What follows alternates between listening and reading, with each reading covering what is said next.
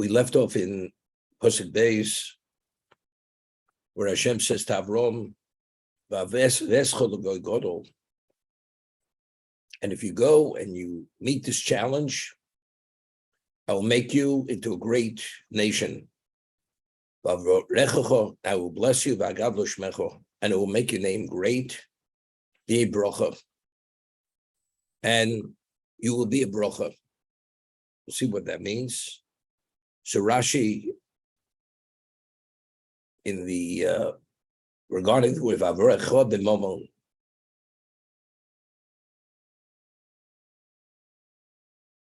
V'zeu v'agadlo shmecho. What is agadlo shmecho? I will make your name great. Harini Mosif osal shimcha. I will add a letter to your name. Right now, your name is Avram. Sharach shov shimcha Avram. Bikan ve'elech Avraham. It's going to be Avraham. V'Avram olev ramach keneged evor shalodom. The numerical value of Avram is 248, which corresponds to the total physical makeup of a human being. That's Ramach.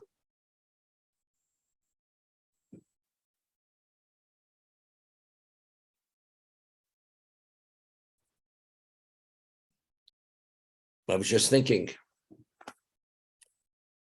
if you remember, we had mentioned that Aaron, when he was installed to be the Kohen Gadol, the high priest, the Torah tells us you should make for investments, l'chavod u'l'tiferes, for honor and glory. And the ordinary Kohanim also need investments. The difference between the investments of a Kohen Gadol and an ordinary Kohen is, the high priest and the ordinary priest is whether it's 8 or 4. But what is the value? L'chavod u'l'tiferes. And the Gemara tells us that if a Kohen officiates, if he's not wearing these vestments, he's considered like a non-Kohen. Officiating is not valid.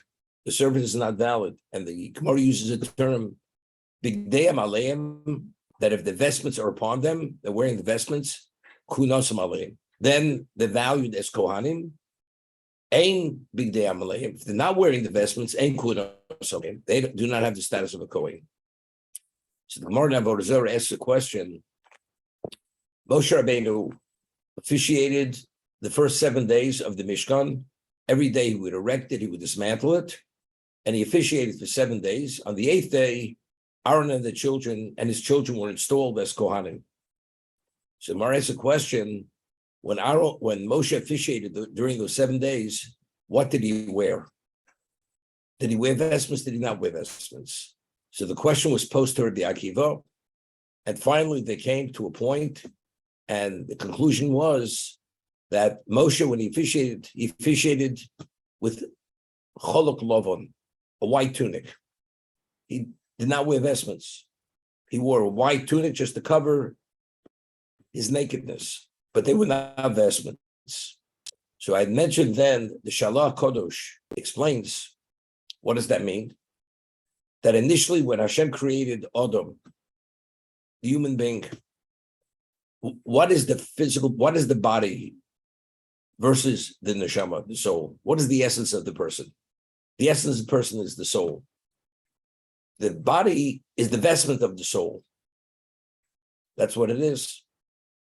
So initially, Adam, before the chet, before the body became putrefied with the evil of the Eitz Hadas, Adam was meant to officiate with his physicality, and his physicality was qualified for the service of Hashem because it was pure. Once he ingested the Eitz Hadas, the body became putrefied, so it was disqualified. As a result of that, if now you assume that level of officiant, you need a vestment. Because the body no longer qualifies as the vestment. So you need vestments, l'chov teferes, to represent, you should put the Kohen in a level, in a state of honor and glory. Without that, we see him with a putrefied vestment. It's like not wearing vestments. Moshe Rabbeinu, on the other hand, who was he? The Torah tells us, Korno Ponov, that when he came down with the Luchas Shnios, it says he radiated. his physicality radiated holiness. He was able to achieve within himself that whatever impurity that existed within himself was totally purged. As a result of that, his body still qualified as the vestment. So therefore, he didn't need vestments to officiate. The vestment, the white tunic, was just out of respect that he shouldn't officiate in a naked state. But it was not a vestment to compensate for the vestment which no longer qualified to be the vestment. So what I had said then, that what was the vestment initially?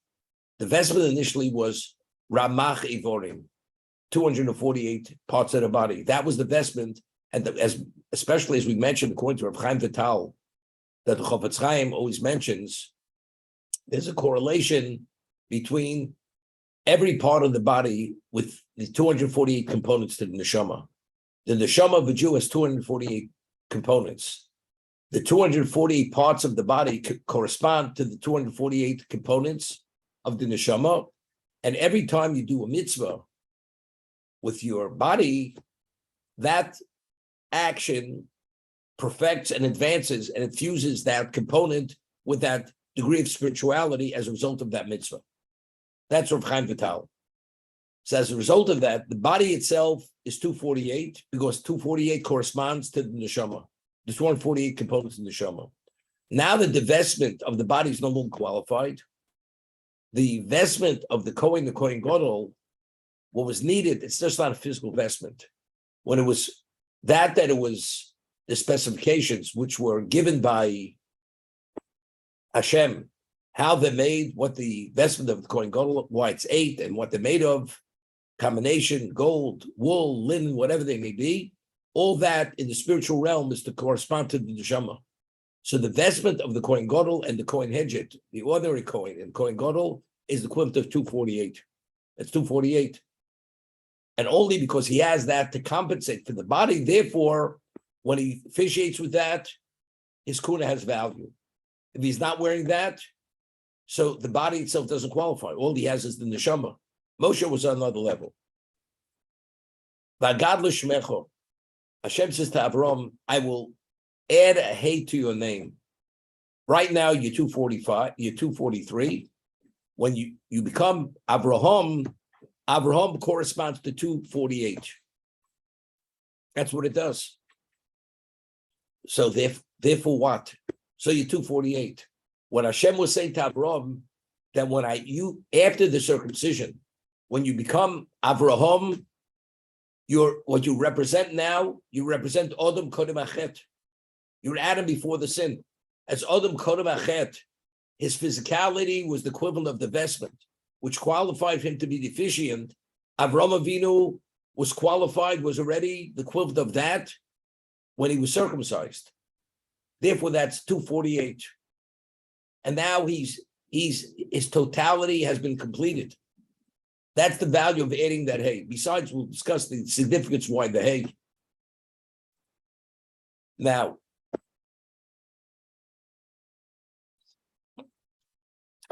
there's a famous argument between Shimi Choy and the Chachamim whether the remains of a non-Jew, does it contaminate or does it not contaminate? What's the question? Because when the Torah speaks about the contaminate in an oil, meaning contact, Jew and non-Jew alike, you come in contact, you're contaminated.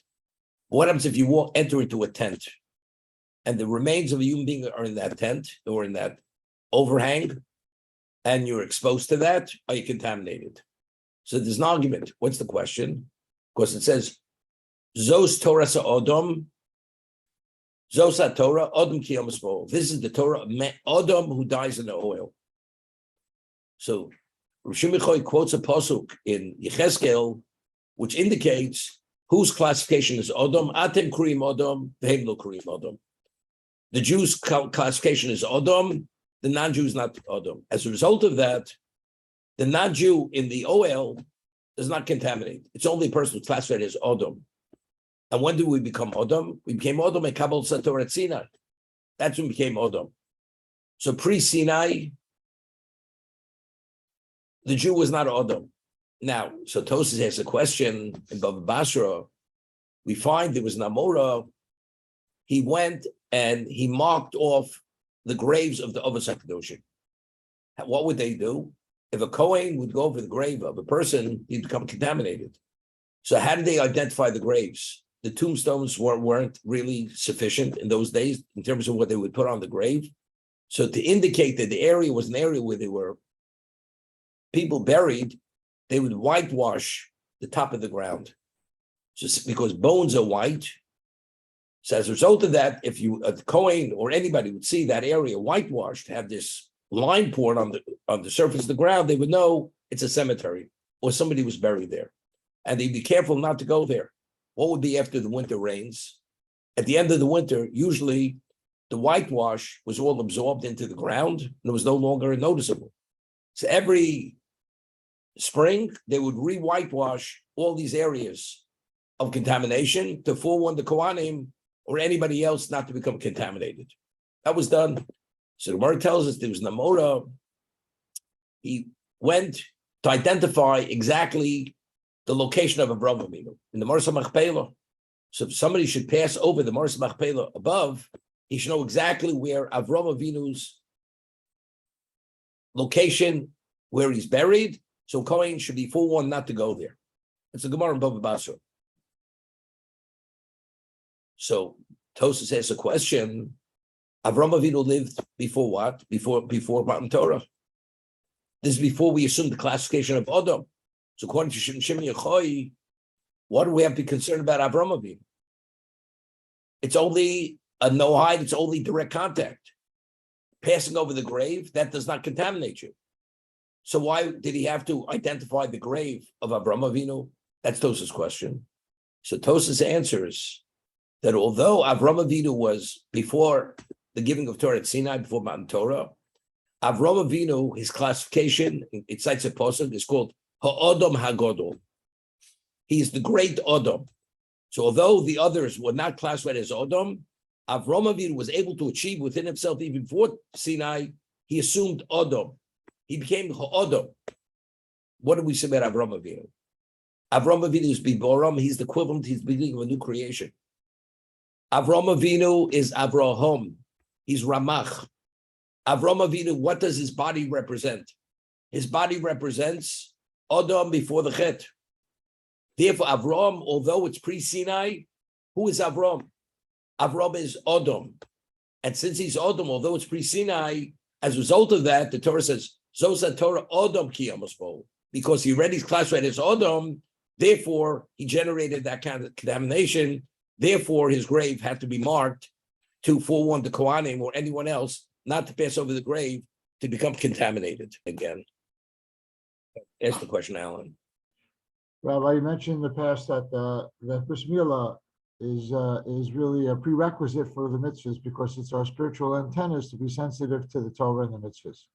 So how come all the generations, those 20 some odd generations, did not have bris milah? So how could they be accountable for the things they didn't do because they couldn't be receptive to them? Good question. So let me explain it. The reason why the non-Jew is only bound by the Shem Mitzvah Noach, which are all negative commandments, there are no positive commandments, exactly because the non-Jew doesn't have the capacity to have the sensitivity to sense this. So all the nuances which have relevance to those various levels of spirituality, the non-Jew is blocked out. That goes beyond the Shem Mitzvah Noach. Okay? The Gemara tells us, Arvi Mo, an Arab who's circumcised. The Arabs, they circumcise themselves. After an Arab circumcises himself, what's his classification? Is he Orel or is he considered circumcised? Physically circumcised, but his classification is Arle Lev. He's still an Orel. Quotes a pasuk that his heart is considered covered over. Meaning the outer action only impacts on the spirituality of the person only if he's a Jew. Because a Jew is at a level, it's called an impediment. So until you remove that impediment, you don't activate the system. The non-Jew, the system doesn't exist. As a result of that, it's only considered a cosmetic procedure. It's purely superficial. Therefore, the non-Jew retains its status as Orel. even after the circumcision. 1 second. But for the 7 Shem Mitzvah Noach, he doesn't need that. As a result of that, he has the capacity not to cross those lines, and they crossed all those lines. That's firstly. Avram Avinu, it says that before the Torah was given, he kept all the Torah mitzvos plus the rabbinic fences. And it's this week's parsha. Ekev Asher Shama Avram Bekoli. The numerical value of the Ekev is 172. So for 172 years of his life, he observed the Torah, although he was not obligated. But it's not an obligation because, again, he wasn't at that level yet.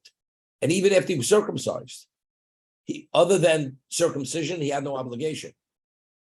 But again, it says, what happened after he was circumcised? Rashi cites the Chazal here. Until he was circumcised, he didn't have full control over his 2 eyes, his 2 ears, and his sexual organ. There was a degree of lack of sensitivity.